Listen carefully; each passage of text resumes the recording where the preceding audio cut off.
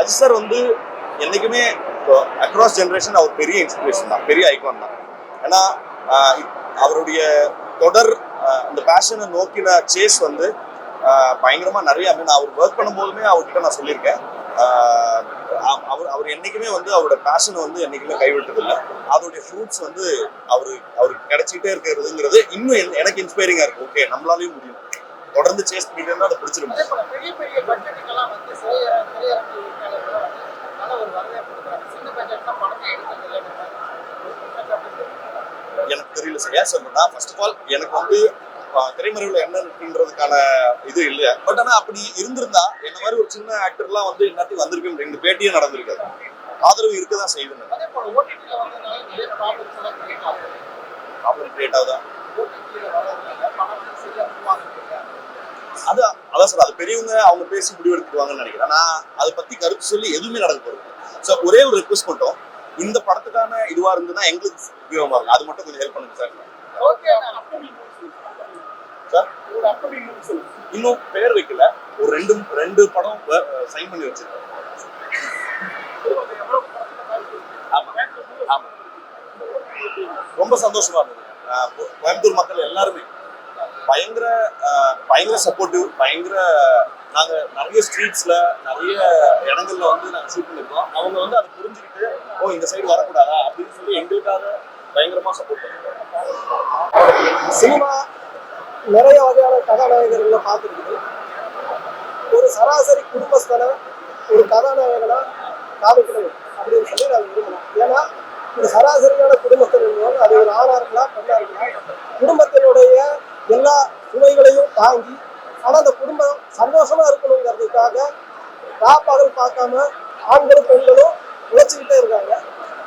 அவங்க தான் ஹீரோஸ் அப்படிங்கிறத ரொம்ப சந்தோஷமா ஹாப்பியா எல்லா குடும்பங்களும் சேர்ந்து பார்த்து என்ஜாய் பண்ணி செலிப்ரேட் பண்ற வகையில உருவாக்கப்பட்டிருக்கிறது தான் குடும்பஸ்தன் படம்.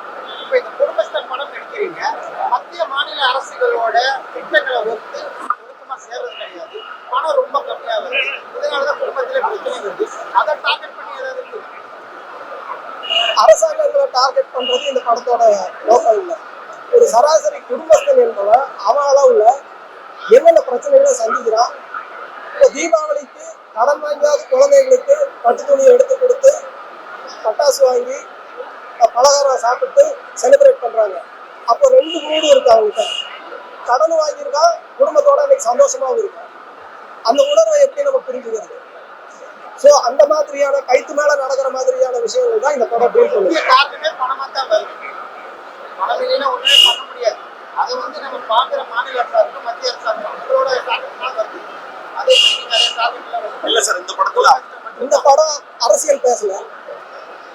ஆனா கடந்த ஒரு 30 ஆண்டு காலமா இந்த சமூகத்துல ஒரு பெரிய சேஞ்ச் இருக்கு. எக்கனாமிக் சேஞ்ச் இருக்கு, எக்கனாமிக் பாலிசியில சேஞ்ச் இருக்கு. அந்த எக்கனாமிக் பாலிசியில வந்த சேஞ்ச்னால என்ன நடந்திருக்குன்னா, ஒரு நிரந்தரமான விஷயங்கிறது இல்லை, எல்லாமே தற்காலிகமா மாறி இருக்கு. அன்சர்டனிட்டிங்கிறது இருக்கு. இப்போ ஐடில ₹1,00,000 சம்பளம் வாங்குறாங்க, ஆனா வேலையில 10 வருஷம் நிரந்தரமா இருப்பாங்களான்னு அவங்களால சொல்ல முடியாது. இந்த அன்சர்டனிட்டிங்கிறது நம்மளுடைய வாழ்க்கையில எல்லா லேயருக்குள்ளேயும் வந்திருக்கு. அப்ப அந்த அன்சர்டனிட்டி ஒரு தனி மனிதனை, ஒரு குடும்பத்தை, ஒரு சமூகத்தை எப்படி மாத்தி இருக்குங்கிறத ஒரு சோசியலா ரொம்ப காமிக்கலா சந்தோஷமா பகடியா சொல்ற ஒரு படம் தான் குடும்பம். ஓகே,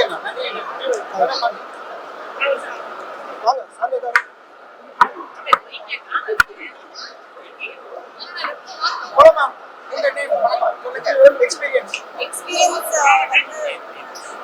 என் பேர் சாந்தி மேக்னா. எக்ஸ்பீரியன்ஸ் வந்து ஆக்சுவலி நிறைய விஷயம் நான் கற்றுக்கிட்டேன் ஷூட்டிங் பண்ணும்போது. நிறைய கிரேட் ஆக்டர்ஸ் கிட்ட நான் நடித்தேன். அதனால எனக்கு ரொம்ப சந்தோஷமா இருக்கு. இந்த கோயம்புத்தூர்ல ஃபர்ஸ்ட் டைம் ஆக்சுவலி. இன்னும் குடும்பஸ்தன் வந்து ஆக்சுவலி இந்த ஸ்டோரி நம்ம எல்லா வீட்டில் நடந்த ஸ்டோரி. அதனால நம்மளுக்கு ஒரு ரிலேட்டிபிலிட்டி இன்னும் ஃபன், இன்னும் எமோஷன் அதிகமாக இருக்கு. அதனால நம்ம கண்டிப்பாக பார்க்கணும். ஏன்னா என்ஜாய் பண்ணதுக்கு நம்ம பார்க்கணும் படம். நமக்கு அவரோட தமிழ்ல சேம் இருக்கு. ஆக்சுவலி இது முதல் அங்க படம் இல்ல. ரேஷ்மிகா தான் ஓடிட்டு இருக்குது. இங்க எப்படி ஓடுது? ரேஷ்மிகா ரஷ்மிகா ஓகே ஓகே அங்க வந்து அதுதான் ஓடுது. இங்க எப்படி ஓடுது? ஓடுது. வெரி சூன் ரொம்ப சீக்கிரமா ஆகும். ஒன்றும் நான் எக்ஸ்பீரியன்ஸா யூடியூப்ல இருந்து சினிமாக்கு மாறுற அந்த டிரான்சிஷன் இருக்குன்னா அதுதான் ரொம்ப ரொம்ப மெயினா நான் பார்க்குறேன்.